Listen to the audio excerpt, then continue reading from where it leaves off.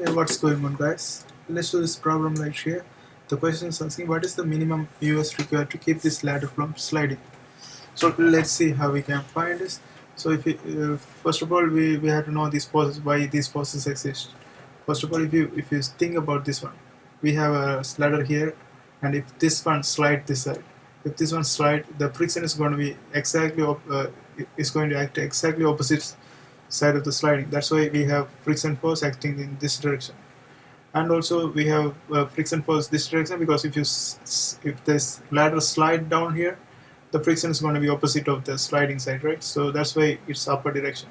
So that's why we have these things right here, and normal force is always perpendicular to the surface, so that's why it's exactly vertical, and mg always exactly vertical to the object, and it's exactly in the middle. So we know that this is from 2 feet from here, 2 feet from here, and also 4.8 feet from here, and 4.8 feet from here, this mg distance. So that's all we know for now. So let's see how we can find it. So to find this to solve these kind of questions, what we have to do, we have to first take the summation of f of x and summation of f of y. So that will give some idea about how we can solve this. So let's begin with the summation of f of x. So if I take summation of f of x, and that's going to be 0 in statics, and if I take this direction positive, so we have this horizontal force nb. So this is acting in the negative direction, so it's going to be minus nb, and we have a friction force acting in the positive direction, so it's going to be plus f fa. These are the two horizontal forces we have, therefore this is equal to 0. And instead of writing f of a, I can write this one as Na times mu s, because that's the general equation for a friction force. That's mu s times n. So in this case, f of a, so this is equal to Na times mu s. So I can substitute that one here. That's going to be minus nb plus Na times mu s equal to 0. Now we can solve. We can make a relation with this nb and na. So let's do this, move this around and see what we get.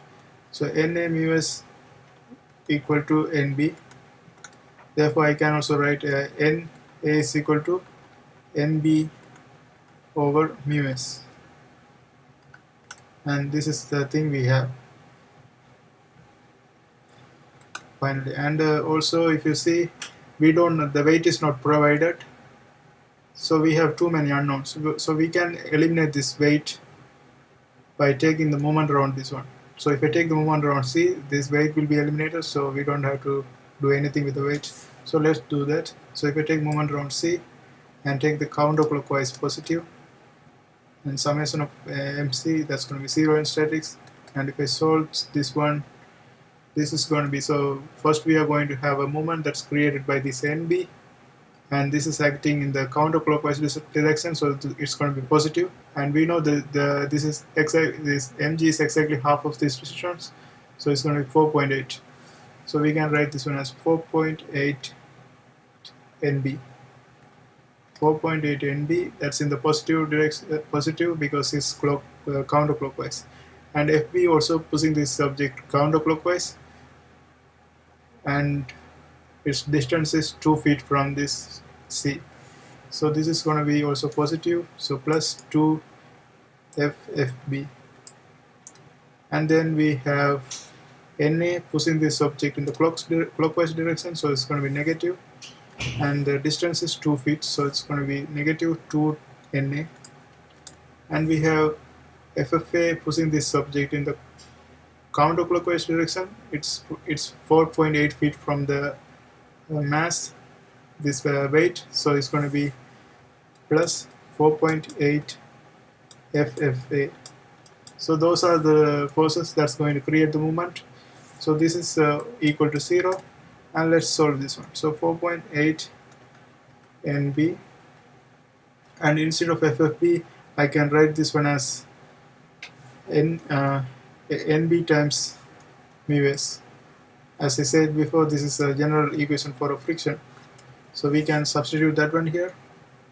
So that's going to be, this is going to be 2 NB mu s, and for 2 Na, I can just leave it as this one, or I can, because it's better to bring everything as much possible as one variable, because if you have too many variables, it's very difficult to solve. So I can also make this one into NB by substituting this one here.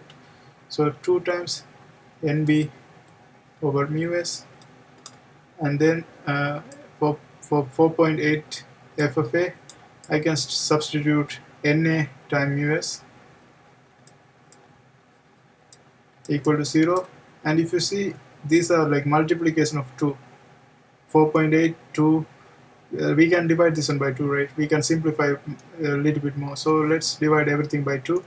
If I divide everything by 2, this is going to be 2.4 NB, and this is going to be NB mu S minus 2 NB over mu S, and then we have Na mu S. Now this is Na different from these things. I can also substitute this Na NB, this equation, for this one. So this is going to be 4.8 NB over mu S times mu S is equal to 0. Here mu S cancels, and this is 2.5. I'm dividing everything by 2.2, so this is going to be 2.4. This is going to be 1, right? This is 1 right here, and that's all so we divided everything by 2, and that's right. Yeah. And now what we can do, let's see.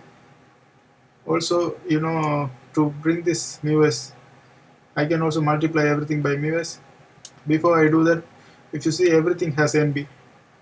So our purpose is to find mu S, right? We can eliminate this NB by dividing everything by NB. So let's divide this. So we can say 2.4 plus mu S minus 1 over mu S plus 2.4 is equal to 0. And if I add this 2.4, this will become 4.8 plus mu S minus 1 over mu S equal to 0. And to get rid of this denominator mu S, I can multiply everything by mu S. So if I multiply this one by, so I'm continuing right here. If I multiply everything by mu S, this is going to be 4.8 mu S plus mu S square minus 1 equal to 0. And now this look like a quadratic formula.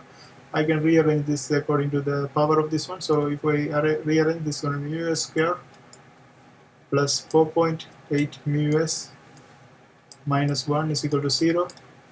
And now we can solve this one by factoring this one. So to factor, this is a decimal, right? So in this case, you can do things. You can do two things.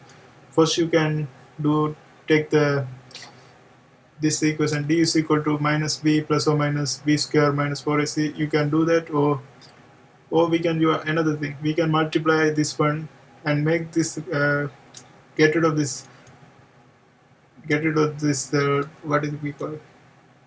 Make this a whole number. So if I multiply this one by 10, this will become 10 mu S square, and this will become 48 mu S and 10 right here. And now it's easy to factor without using this that d formula. So I can factor this one. So what I have to get is, when I multiply, I have to get negative 100. When I add, I have to get 48. So 50 minus 2. That's the perfect number. So 10 mu S square plus 50 mu S minus 2 mu S minus 10 is equal to 0. And here I can take 10 mu S common. If I take 10 mu S common, this is going to be 10 mu S plus 5. And if I take minus 2 common, this is going to be mu S plus 5. Therefore, the answer is going to be 10 mu S minus 2 is 1, and the other one is mu S plus 5. Therefore, the solution is going to be mu S is equal to 0.2, or mu S is equal to minus 5. Mu S cannot be negative, so this is not possible, and this is the final answer. Therefore, What is the minimum Mew S required to keep this ladder from sliding? The the required Mew S is 0.2 to keep this object keep this ladder from sliding. So this is the Mew S required. And this is the final answer, and that's all about it. I hope you guys like this video. See you next time.